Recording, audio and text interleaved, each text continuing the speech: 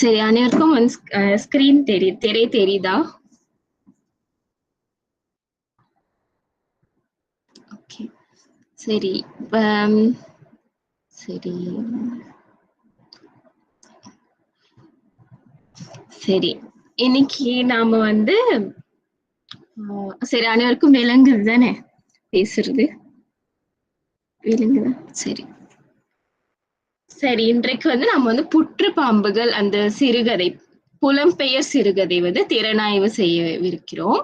இந்த புலம்பெயர் சிறுகதை, இந்த புற்று பாம்புகள் என்ற சிறுகதை வந்து எழுத்தாளர் கந்தசாமி அவருடைய கைவண்ணத்துல வந்து மலர்ந்தது. அப்போ இந்த எழுத்தாளர் வந்து இலங்கையை வந்து சேர்ந்த ஒரு புலம்பெயர் எழுத்தாளர், தமிழ் எழுத்தாளர். அப்போ இவர் வந்து நிறைய சிறுகதைகள், நிறைய பல இலக்கிய படைப்புகள்லாம் வந்து நமக்கு வந்து கொடுத்திருக்காரு. அதுல ஒன்றுதான் இந்த புற்றுப்பாம்புகள் சிறுகதை.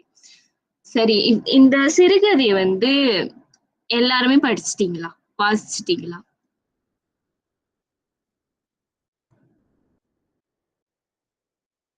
அப்ப நம்ம வந்து இந்த கலந்துரையாடல் வந்து இரு வழியா வச்சுக்கலாம். இப்ப நல்லா இருக்கும். அப்ப நீங்க இதெல்லாம் படிச்சிட்டீங்க தானே? புற்றுப்பாம்புகள் சிறுகதை நிச்சயமா படிச்சிருப்பீங்க. அப்போ அதை பற்றி முதல்ல ஆரம்பிக்கிறதுக்கு முன்னாடி உங்களுடைய கருத்துகள் ஏதாவது சொல்ல முடியுமா? யாராவது சொல்ல முடியுமா?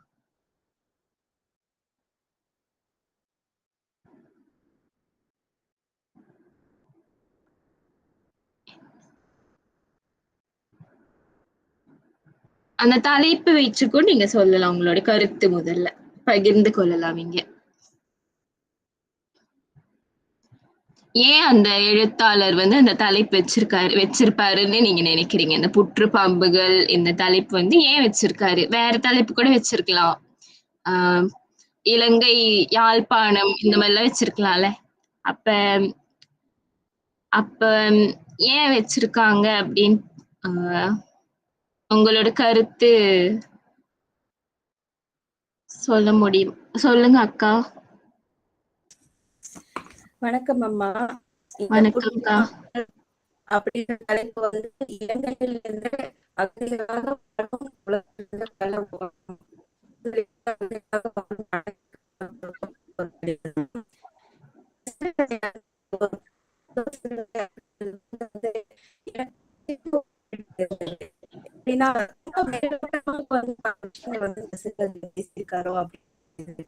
ஏன்னா இப்ப தமிழ்நாட்டுல வந்து இலங்கை எழுத்தாளர்கள் உள்ள மலையக பெண்கள் வந்து வாசிச்சிருக்கேன்.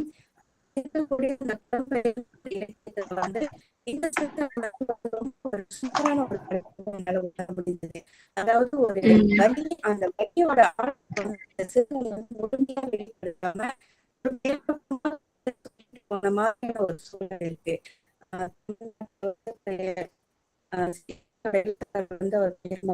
அவருடைய சிறுகதை தான் வாசிக்கிறேன். அப்படி வாசிக்கும் பொழுது அவங்களுடைய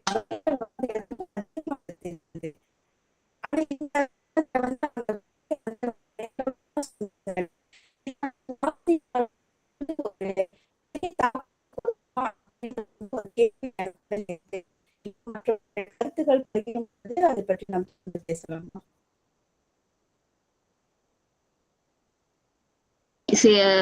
நல்ல பகிர்வக்கா, சிறப்பா இருந்தது. ஓகே, சரி. இப்ப வந்து நம்ம தொடர்ந்து இந்த திறனாய்வுக்குள்ள செல்வோம். இப்ப திறனாய்வு வந்து நான் என்ன திறனாய்வு செய்யவிருக்கிறேன் அப்படின்னா, பகுப்பாய்வு திறனாய்வு.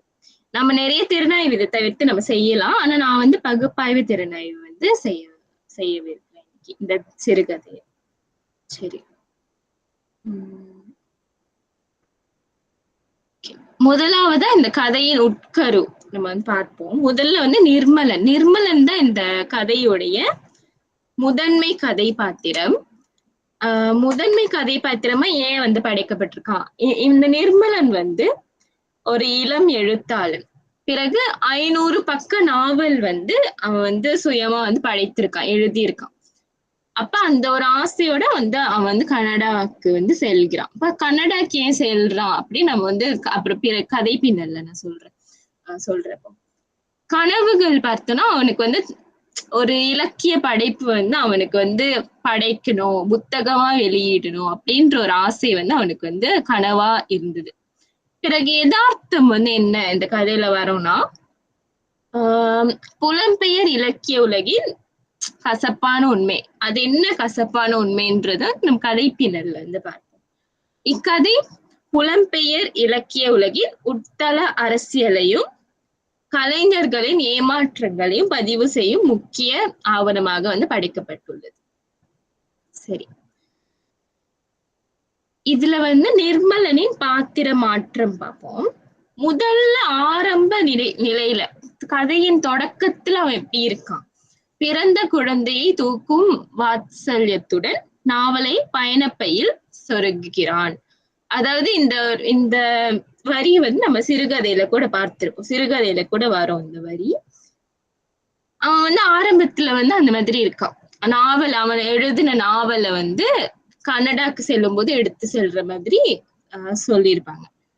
பிறகு அவனோட நம்பிக்கை வளர்ச்சி வந்து ஆனா பாத்தீங்கன்னா நம்பிக்கை வார இதழ்கள்ல வந்து வெளிவந்த இந்த அவனுடைய இலக்கிய படைப்புகள்ல இருக்குல்ல சிறுகதைகள் இது எல்லாத்தையும் வந்து அவன் வந்து கொடுப்பான் அந்த வார இதழ்ல வந்து வெளியிடுறதுக்கு. அப்போ அந்த வார இதழுடைய பெயர் வந்து என்னது யாராவது சொல்ல முடியும்?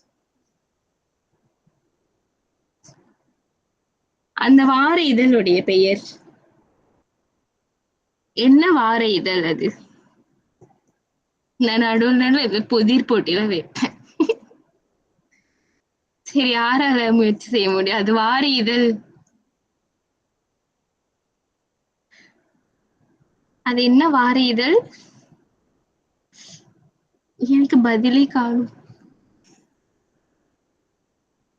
நீங்க தட்டச்சு செய்து கூட அனுப்பலாம்.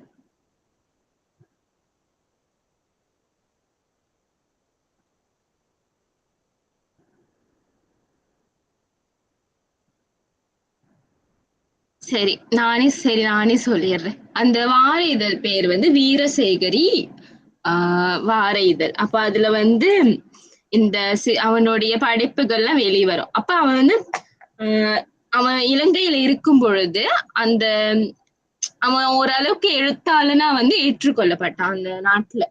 ஒரு இளம் எழுத்தாளன் அப்படின்னு நிர்மலன் வந்து சொல்லுவாங்க. இப்ப இறுதி நிலையில பாத்தீங்கன்னா கதை முடிவுல இந்த அந்த சிறுகதையில வரும். அவன் சொல்லியிருப்பான் கேக்குறப்போ, சரி உன்னுடைய நாவல் நீ வந்து எப்ப புத்தகமா வெளியிட போற? அப்ப வந்து அவன் சொல்லியிருப்பான், இப்ப வேணாம் பிறகு பார்க்கலாம் அப்படின்னு சொல்லியிருப்பான்.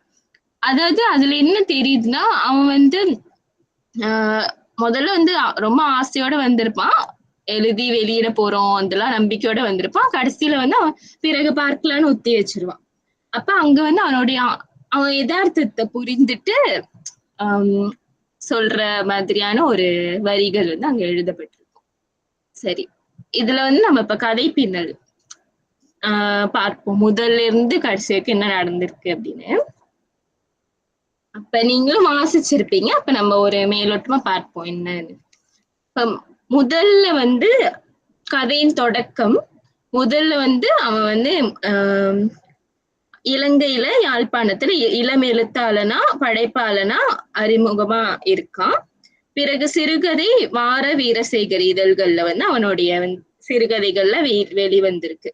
பிறகு அவன் வந்து நாவல் வெளியிடும் ஒரு ஆசையோட வந்து அதற்கான வழிகளை வந்து தேடிக்கொண்டிருந்த வேலையில வந்து அவன் வந்து அவங்க அம்மாவுடைய தூண்டுதலுக்கேற்ப அவன் வந்து கனடாக்கு செல்லணும் அப்படின்னு செல்வான். பிறகு வளர்ச்சி பார்த்தீங்கன்னா அந்த அம்மாவுடனான உரையாடல்கள்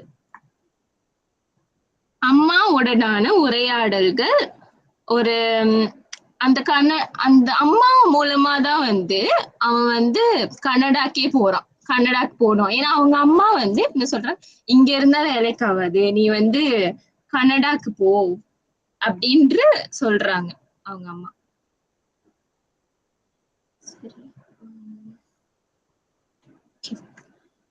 பிறகு வந்து என்னன்னா அந்த இலங்கையில இருக்கும் பொழுது அங்க வந்து இன்னொருத்தர் இருக்காரு, சின்னவர் அப்படின்னு சொல்றாங்க. சின்னவர் யாருன்னா அரசியல்வாதி.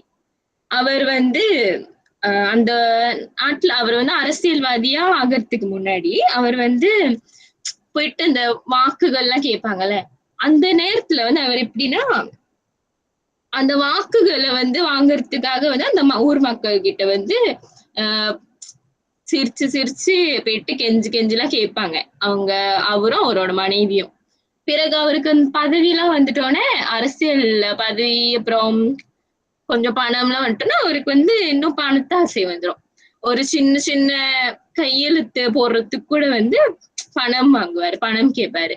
அப்ப வந்து இதெல்லாம் வந்து நிர்மலனோட அம்மா வந்து பார்த்துட்டு அவங்க வந்து இவர்கிட்ட நம்ம வந்து நம்ம பையனுக்கு நிர்மலனுக்கு வந்து வேலையெல்லாம் கேட்டா அதுக்கும் அவர் வந்து பணம் கேட்பாரு அப்படின்னு வந்து அவர் வந்து அவர்கிட்ட அவங்க போல, அவர்கிட்ட அவங்க வந்து பணம் எதுக்கு நம்ம நம்ம வந்து மக்களுக்காக உதவி செய்வார்னு வந்து நம்ம வந்து அவரை தேர்ந்தெடுத்தா அவர் வந்து இந்த மாதிரி பணத்தாசை பிடிச்சு பதவி வந்துட்டோன்னு வந்து மாறிட்டாரு அப்படின்னு வந்து அவங்கள வந்து பையன் வந்து கன்னடாக்கு போட்டோம் அப்படின்னு வந்து பேசுவாங்க. அப்பதான் வந்து நிர்மலனும் வந்து சரி கன்னடாக்கு போலாம் அப்படின்னு வந்து போவான்.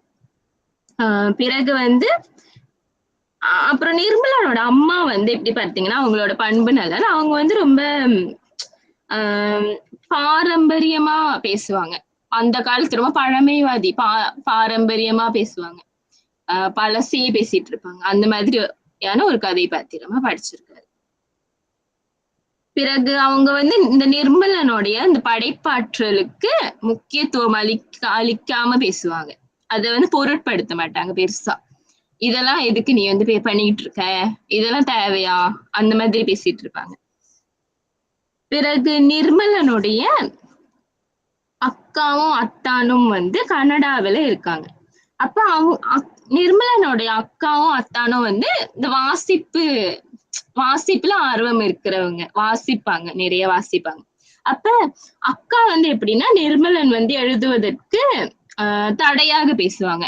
நிர்மலன் வந்து அவனுடைய ஆசையெல்லாம் சொல்லும் போது புத்தகம் எழுதுறதுலாம் இதெல்லாம் பண்ணிட்டு இருக்காத, முதல்ல போயிட்டு பொருளாதாரத்தை பாரு, உன்னுடைய வேலை ஏதாவது பாரு, இதெல்லாம் உனக்கு சோறு போட போதா அப்படின்னு எல்லாம் கேட்பாங்க நிர்மலனுடைய அக்கா.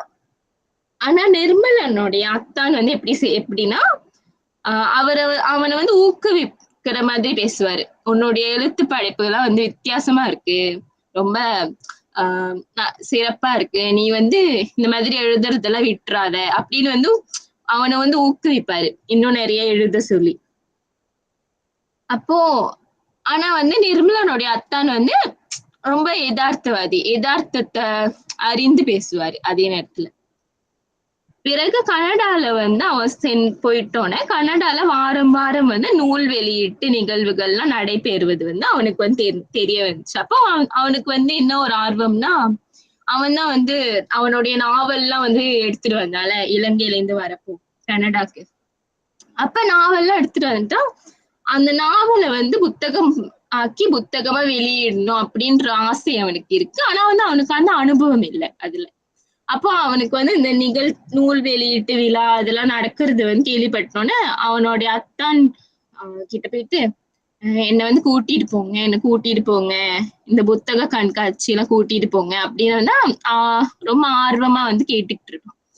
அப்படி கேட்டுட்டு இருந்த போது ஒரு நாள் வந்து அவர் சொல்றாரு, அடுத்த சனிக்கிழமை வந்து புத்தக கண்காட்சியோடு ஒரு நூல் வெளியீட்டு விழா வந்து நடைபெற உள்ளது. அப்ப அந்த இடத்துக்கு வந்து நம்ம வந்து அவனை கூட்டிட்டு போறேன் அப்படின்னு சொல்லுவாரு. அப்போ அந்த நிர்மலனும் என்ன பண்ணுவான், ரொம்ப ஆர்வமா உடனே வந்து தயாராகி காலையிலேயே வந்து ரெடியா குளிச்சு தயாராகி நிப்பான் எல்லாருக்கும் முன்னாடி. அப்ப அவர் சொல்லுவாரு,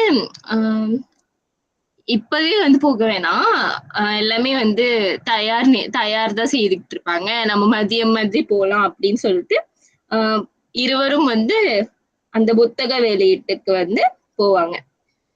அப்ப அந்த நேரத்துல வந்து சொல்லுவாரு, யாரு நிர்மலனுடைய அத்தான் வந்து சொல்லுவாரு, உன்னுடைய கன்னடா புத்தக வெளியீடுக்கு ஒரு யோசனை கிடைக்கும் நீங்கெல்லாம் வந்தா, அப்போ அத வந்து நல்லா பயன்படுத்திக்கோ அந்த மாதிரி எல்லாம் சொல்லுவாரு.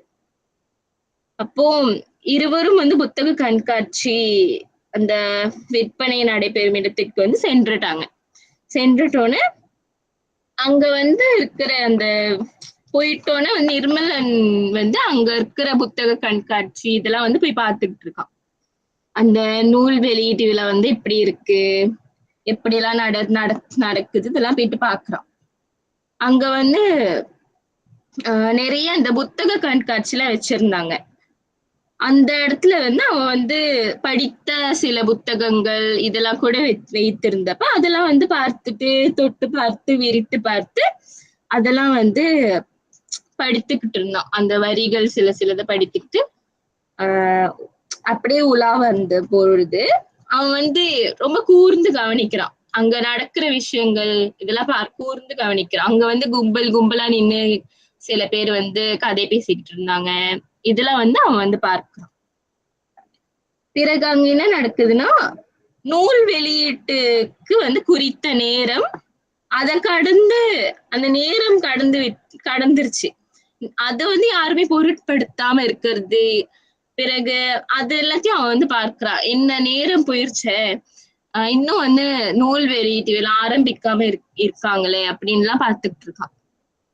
பிறகு வந்து நூல் வெளியீட்டு விழா ஒரு வழியா தொடங்கி விட்ட பிறகு அங்க பார்க்கும் பொழுது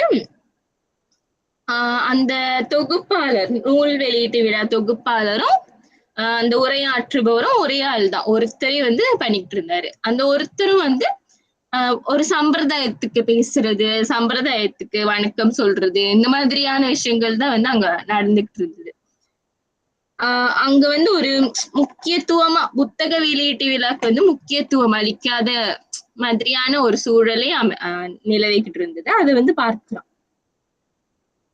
பிறகு வந்து அந்த தொகுப்பாளர் வந்து தன்னுடைய உரையில் வந்து நூலாசிரியர் பற்றி சில குறிப்புகள் கூறிட்டு நூல் பற்றி அவர் வந்து பேசவே இல்லை. நூல் பற்றி குறைவாகதான் பேசியிருக்காரு. நூல் தலைப்பு, நூல் வந்து எழுத்தாளரு யாரு, இந்த மாதிரிதான் பேசியிருக்காரு.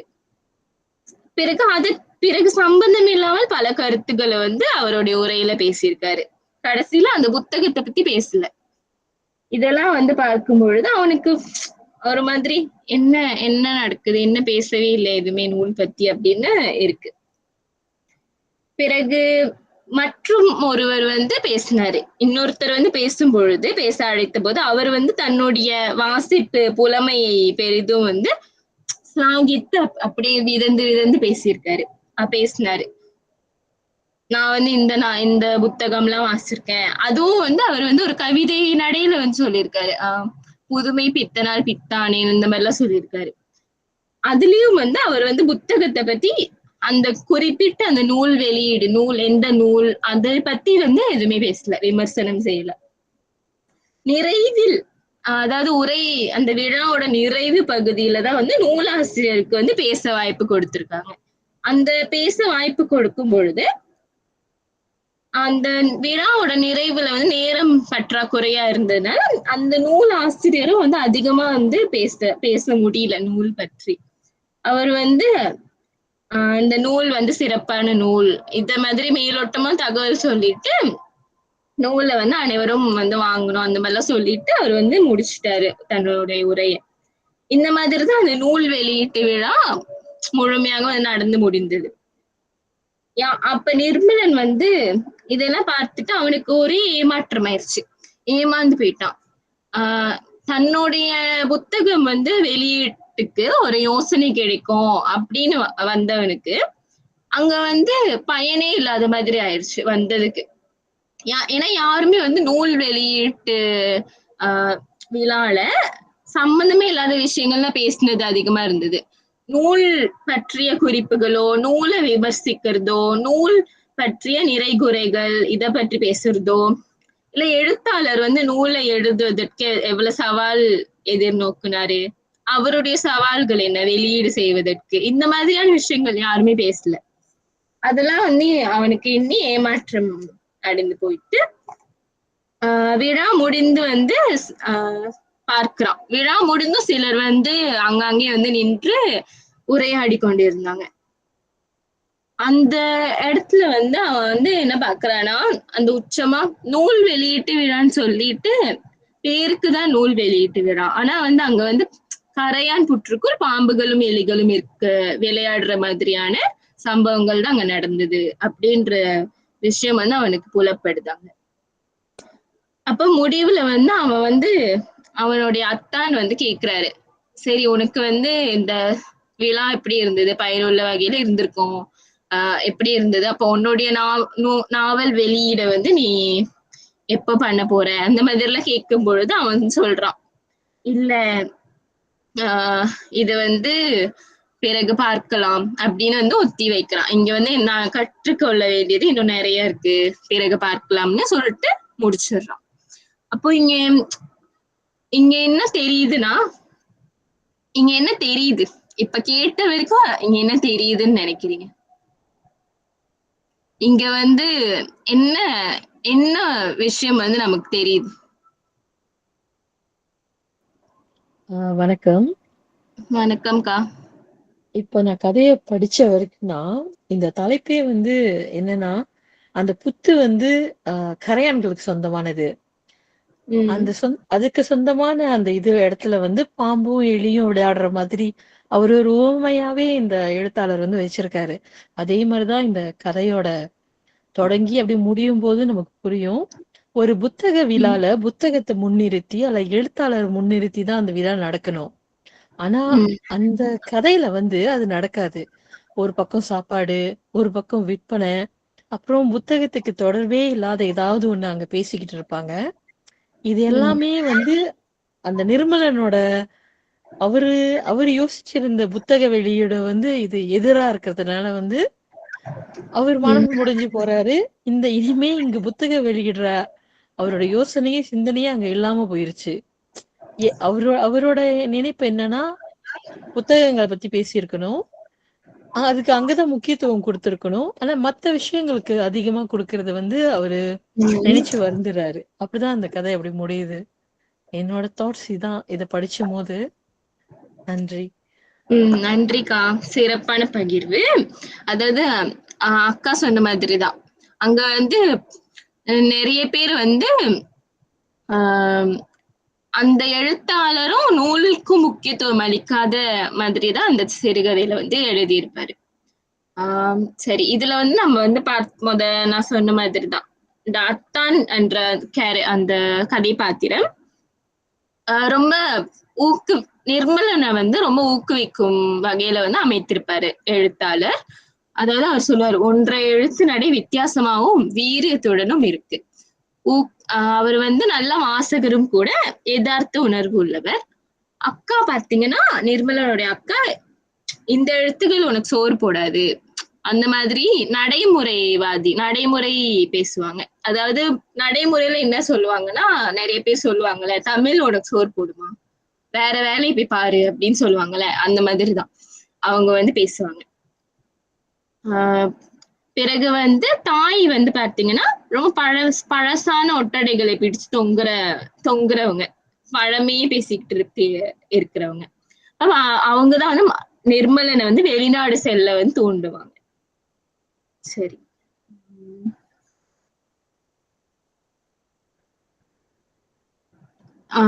யாருக்கா உங்களுக்கு கருத்து சொல்லுங்க. இந்த சிறுகதை எழுதப்பட்ட காலகட்டம் எதுமா? எந்த ஆண்டில் இந்த சிறுகதை வெளியானது? இந்த சிறுகதையாக்கா? இந்த சிறுகதை வந்து ஒரு நிமிடம். இந்த சிறுகதை காலகட்டம் வந்து 2024 2024க்கா.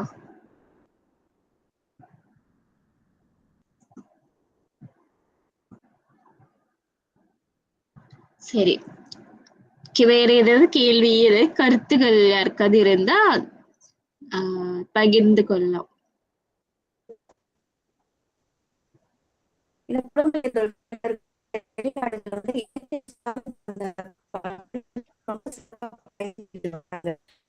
கனடா, சுவிட்சர்லாந்து போன்ற நாடுகள்ல வந்து அந்த புலம்பெயர்ந்தோர் இலக்கியம் வந்து சிறப்பாக இருக்கு. இந்த சிறுகதை வந்து சூழ்நிலை மட்டும்தான் இருக்கு. இது வந்து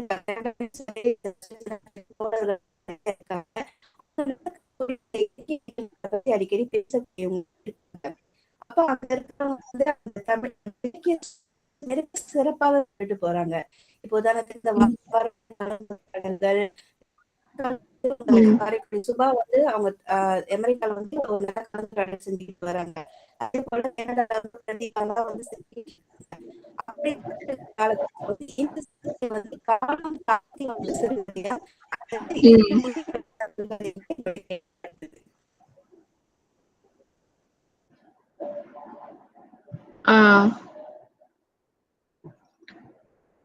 அக்கா சொல்லுங்கக்கா.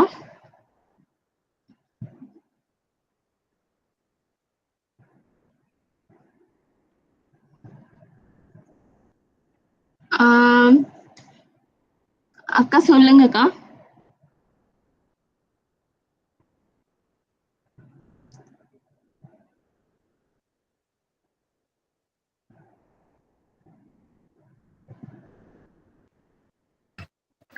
வணக்கம்.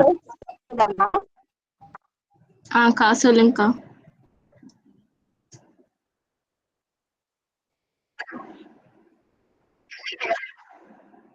உங்களோட நீங்க பேசுறது தெளிவா இல்லைங்க மாட்டேங்குது. ஓ, ஓகே ஓகேம்மா. ஏன்னா எனக்கும் இணைய சிக்கல் தான் இருக்கு.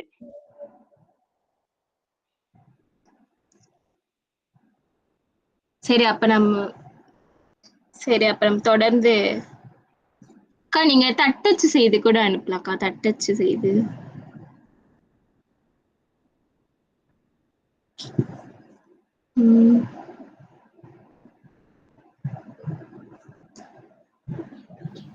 வணக்கம்.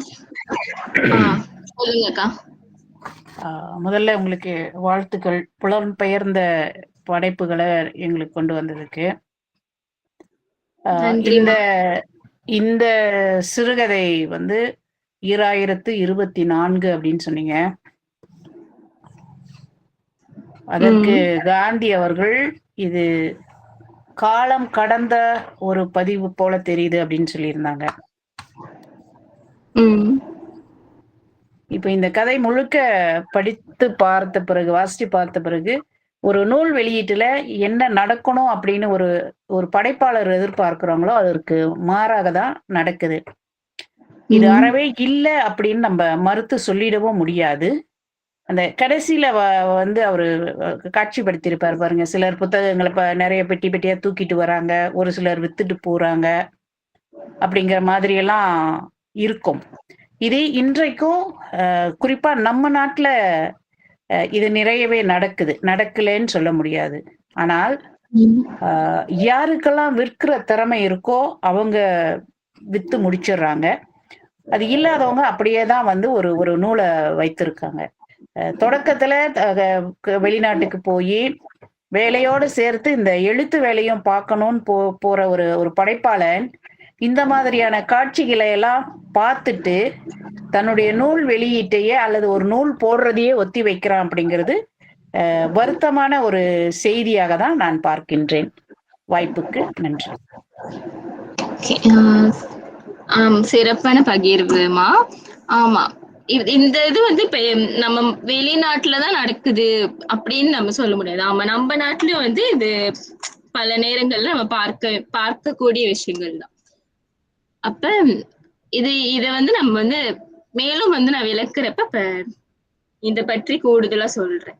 சரி, இதுல வந்து இலக்கிய உலகின் போலித்தனம் வந்து நம்ம பார்க்கிறோம் இந்த சிறுகதையில.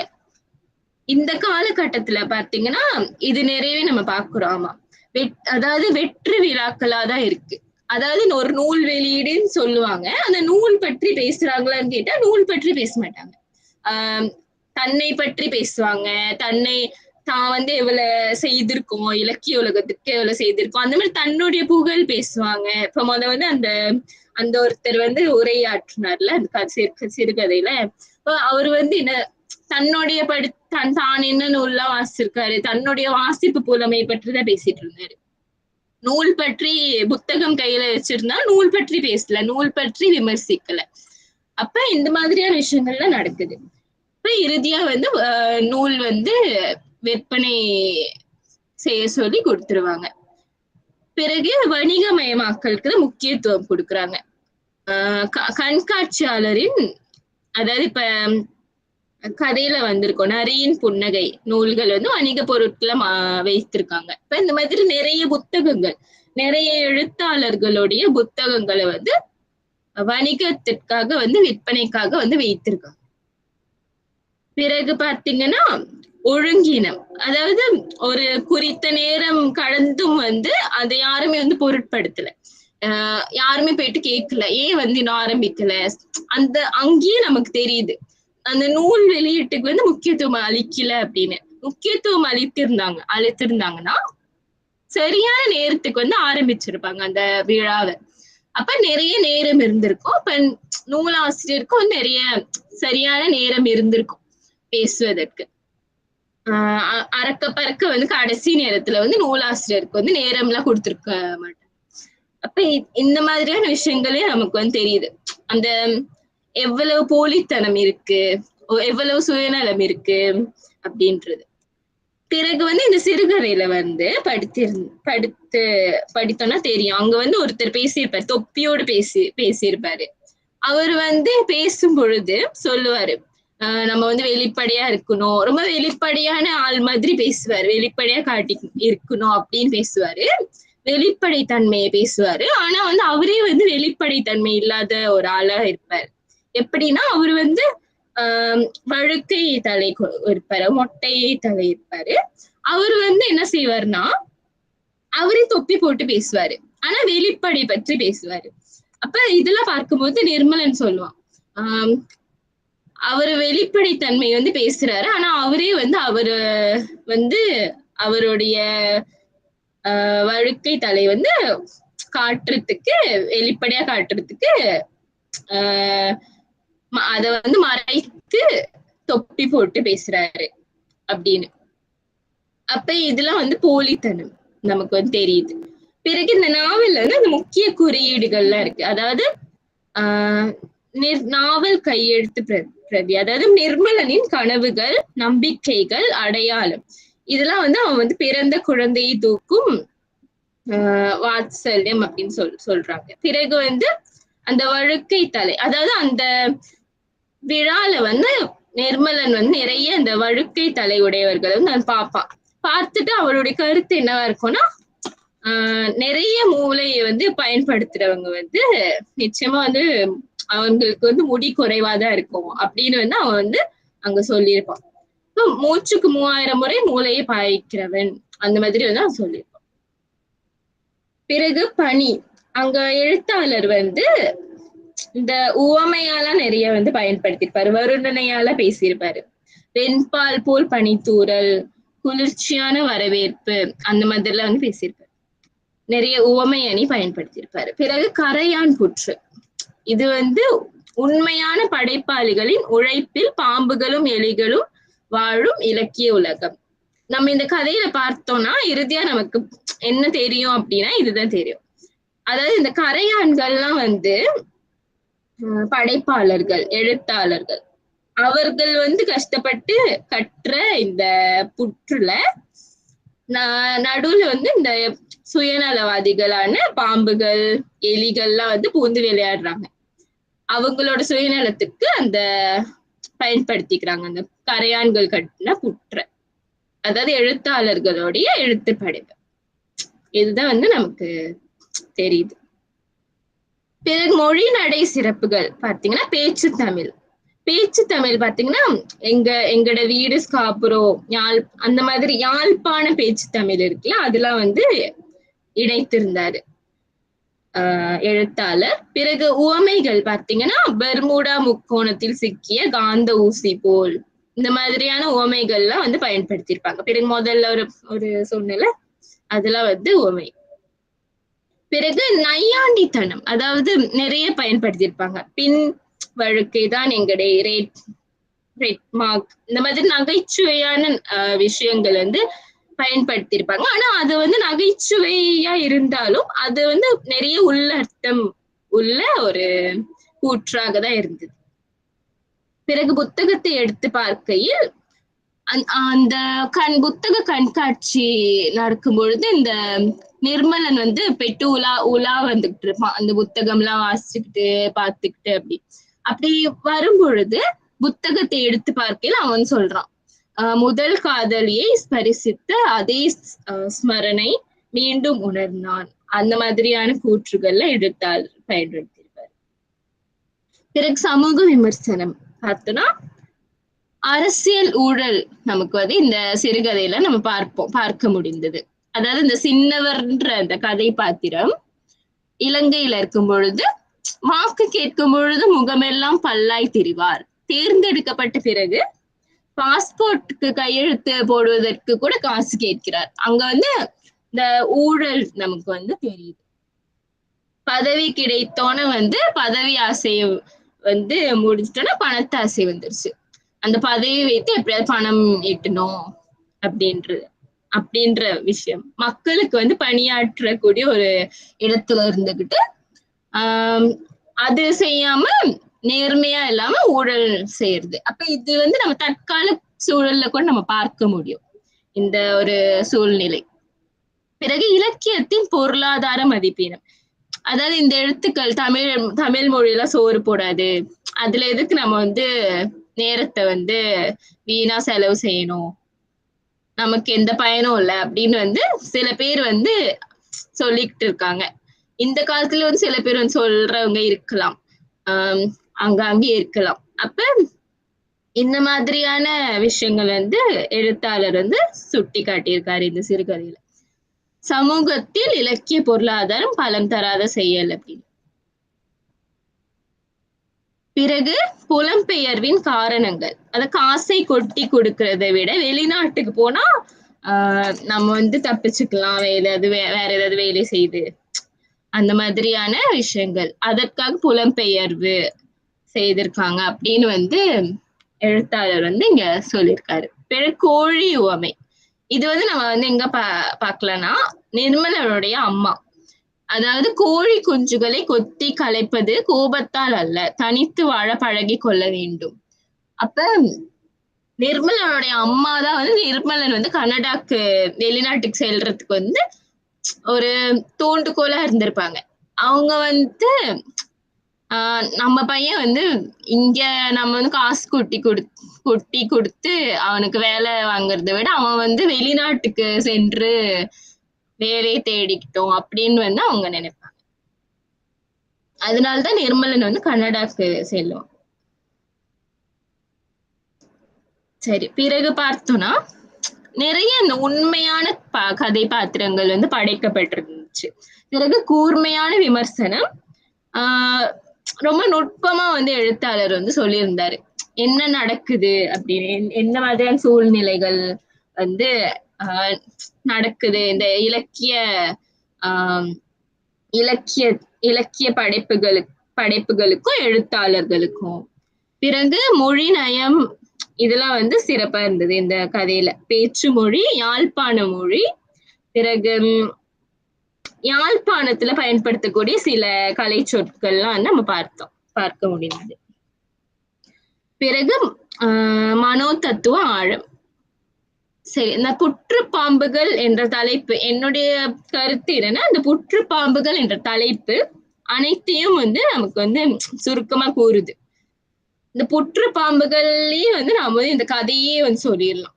உண்மையான படைப்பாளிகளின் உழைப்பில் வாய்ப்புவாதிகள் சுயநலவாதிகள் வந்து வாழும் இலக்கிய உலகம், இதுதான் புற்றுப்பாம்புகள் அப்படின்னு வந்து எழுத்தாளர் வைத்திருக்காரு. நிர்மலன் போன்றவர்கள் தங்கள் கனவுகளை விட்டு விடுவதில்லை, ஒத்தி வைக்கிறார்கள். பிறகு பார்க்கலாம்.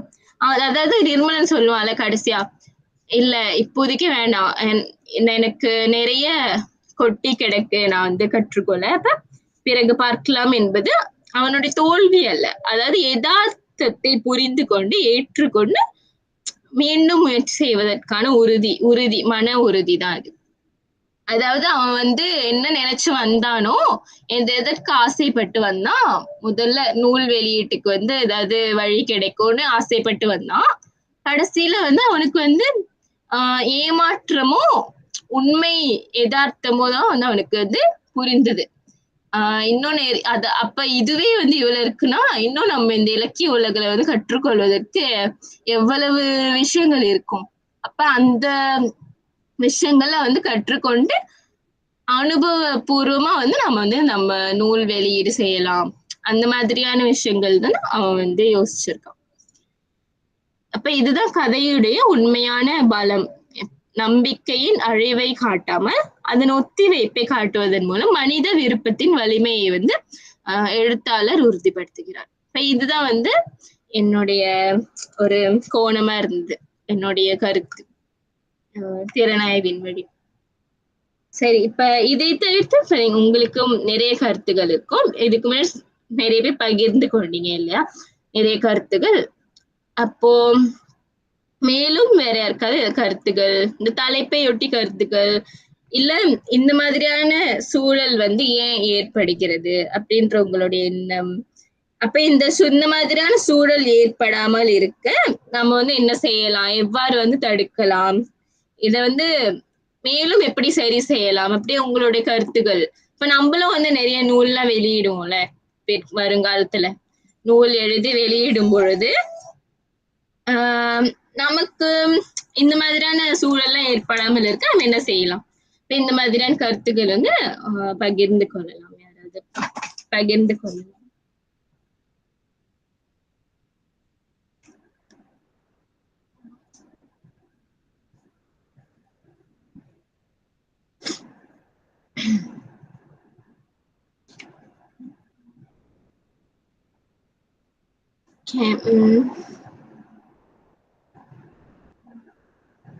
யாராவது உங்க கருத்துகள் வந்து பகிர்ந்து கொள்ளுங்க.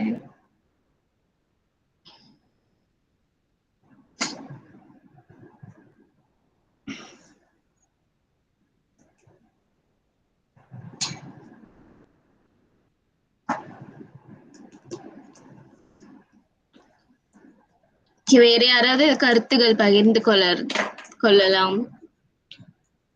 இந்த மாதிரியான சூழ்நிலை வந்து நம்ம எப்படி தவிர்க்கலாம்?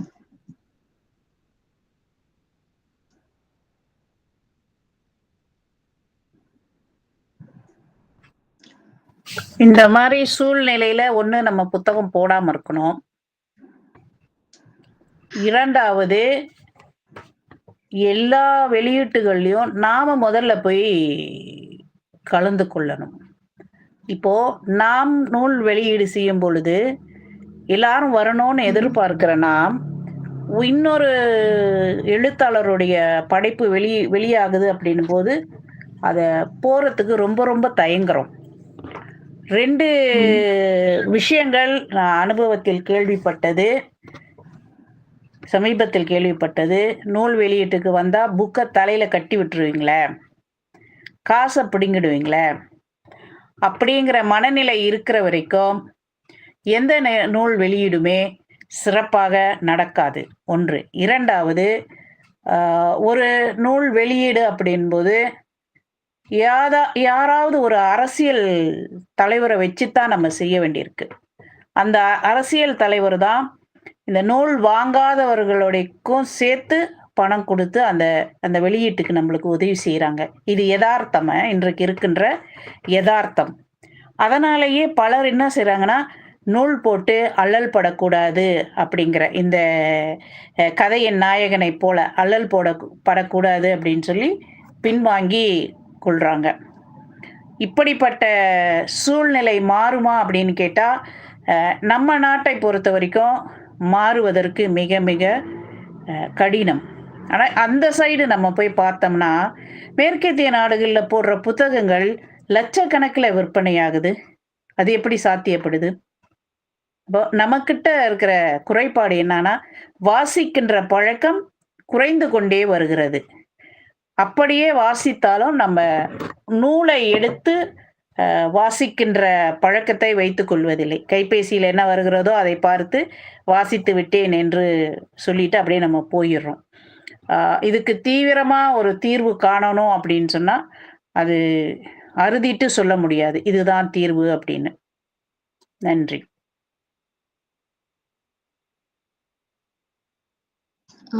சரி, சிறப்பான பகிர்வு தான் அக்கா.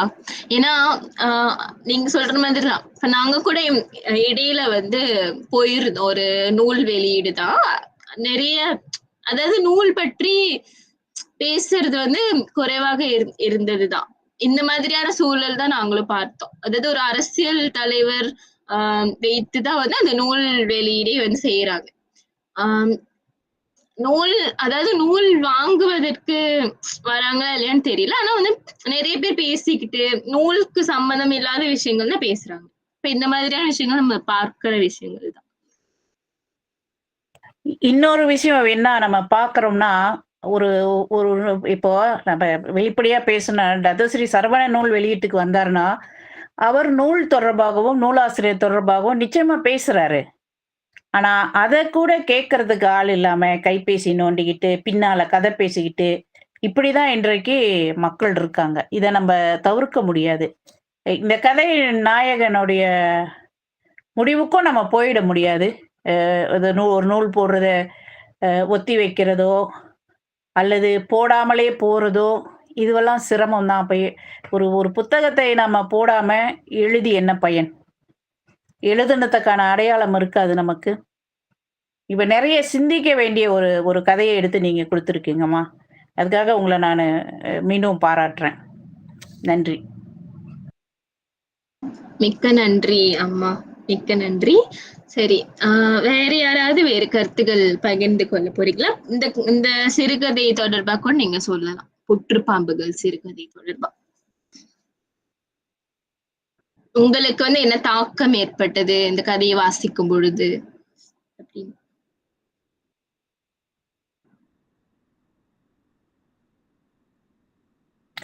இந்த இந்த இந்த கதையில வந்து அந்த புற்று கரையான் கட்டுற புற்று இல்லையா, அதுல பெரும்பாலும் பாம்புகள் போய் வாழுதுன்னு சொல்றாங்க. அது தெரியல, அறிவியல் ரீதியா எனக்கு அது தெரியல. ஆனா அந்த கரையான் வந்து சட்டுன்னு ஒரு நாள்ல ஒரு புத்து கட்டிட முடியாது. மிக கடுமையான உழைப்புல தான் அது கட்டுது.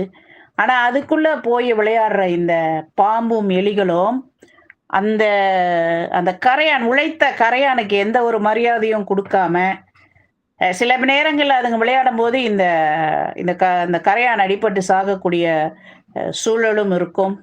இதை ரொம்ப சிம்பாலிக்கா இந்த தலைப்பை வைத்து இந்த படைப்பாளர் சொல்லியிருக்கார்.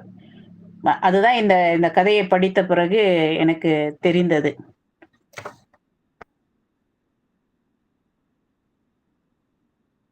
ஆமாம் ஆமா, சிறப்பா சொன்னீங்க.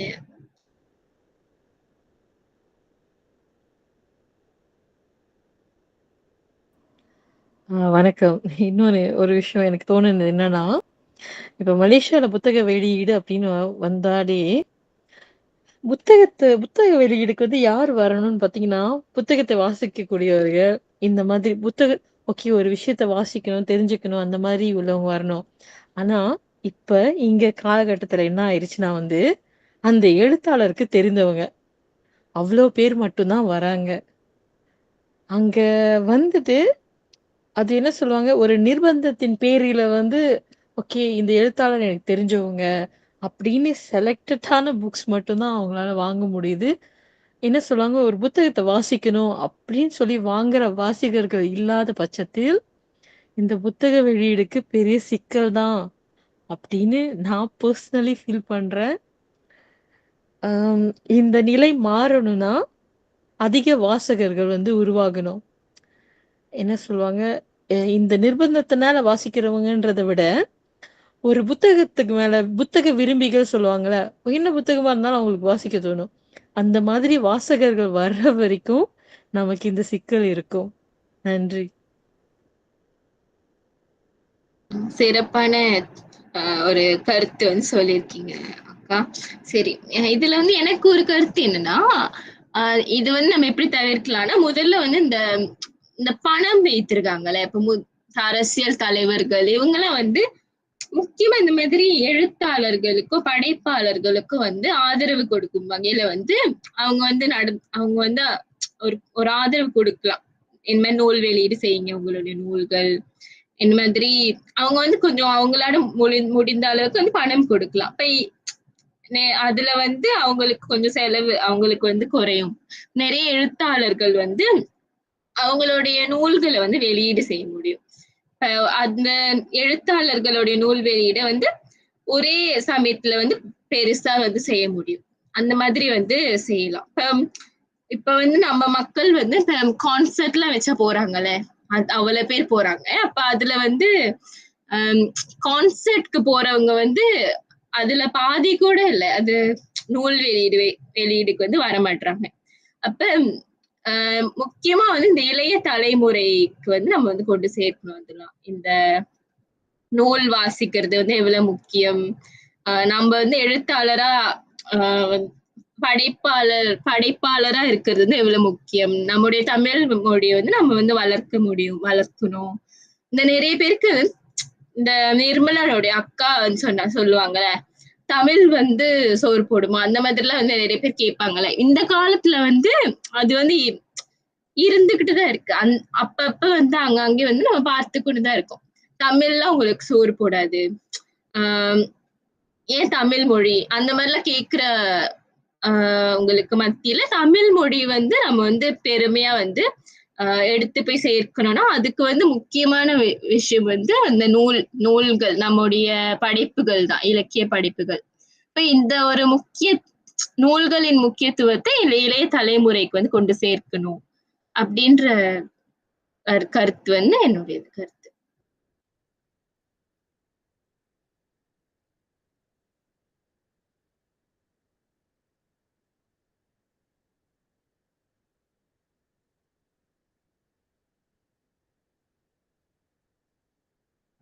வேறு யாருக்காவது எது கருத்து இருக்கா?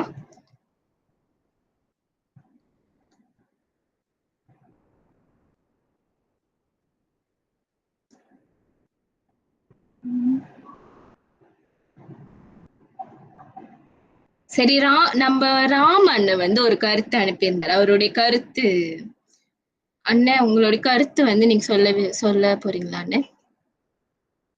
நீங்க தட்டச்சு செய்து அனுப்பியிருந்தீங்களே.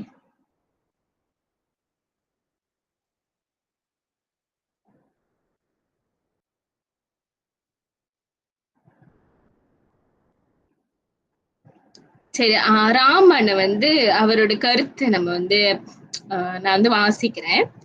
அண்ணன் வந்து என்ன கருத்து சொல்லியிருக்காரு அப்படின்னு. சரி, அண்ணன் வந்து என்ன சொல்லியிருக்காருன்னா, சிறுகதை புலம்பெயர்ந்த தமிழரின் மனநிலையும் இலக்கிய உலகில் நிலவும் போலித்தனமும் கனவுகள் நிஜத்துடன் மோதும் தருணங்களையும் நேர்த்தியாக வெளிப்படுத்துகிறது.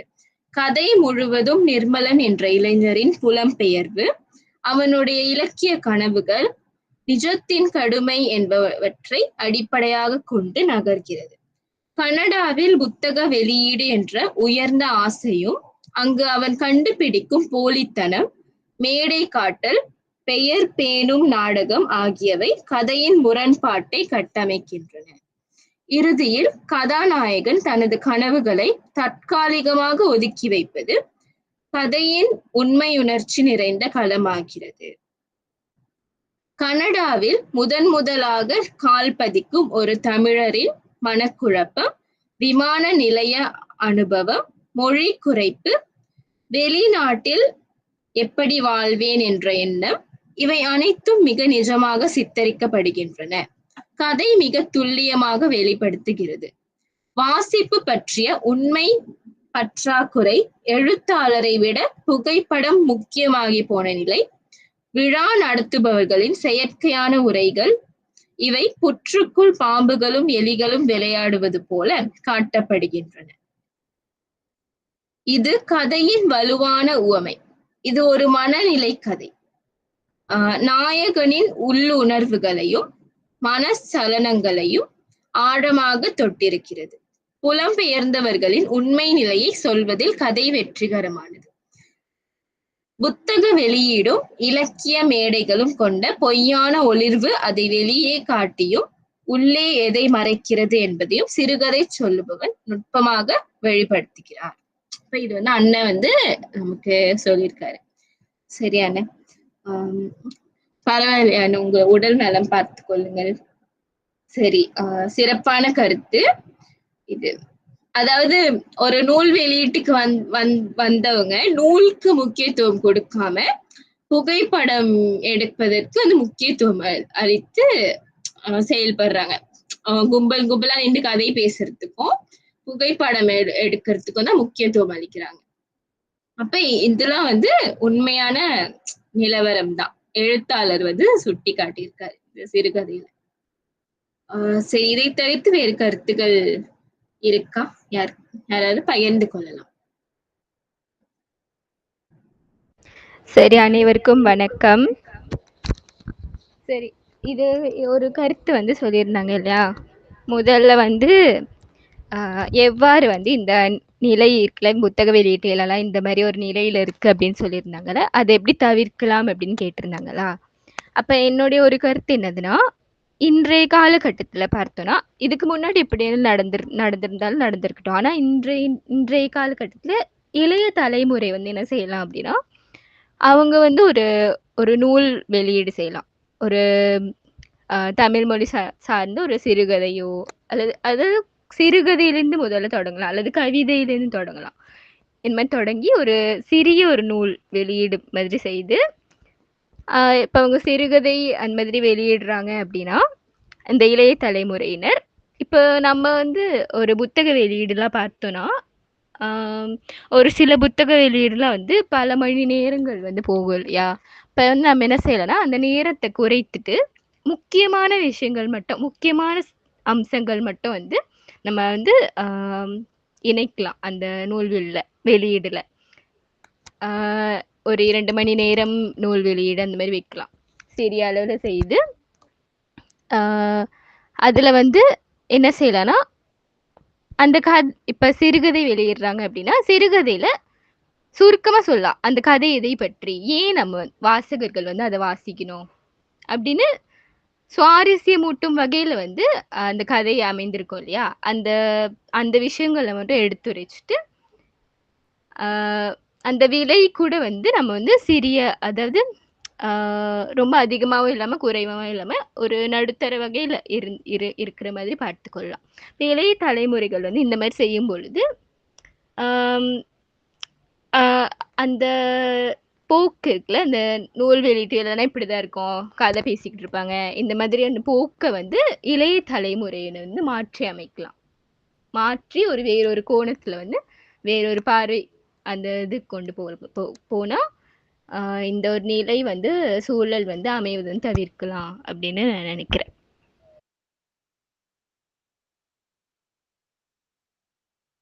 சரி, சிறப்பான கருத்து பகிர்வுக்கு நன்றி.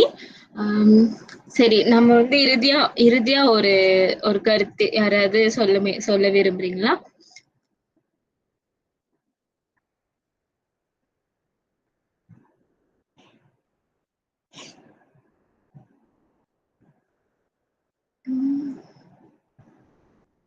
சரி, அப்படி இல்லை என்றால் நம்ம வந்து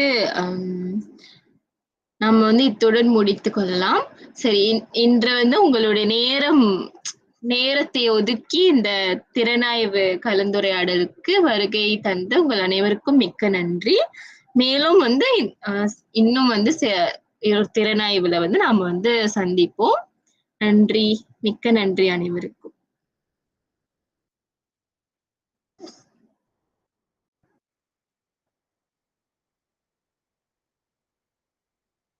நன்றி.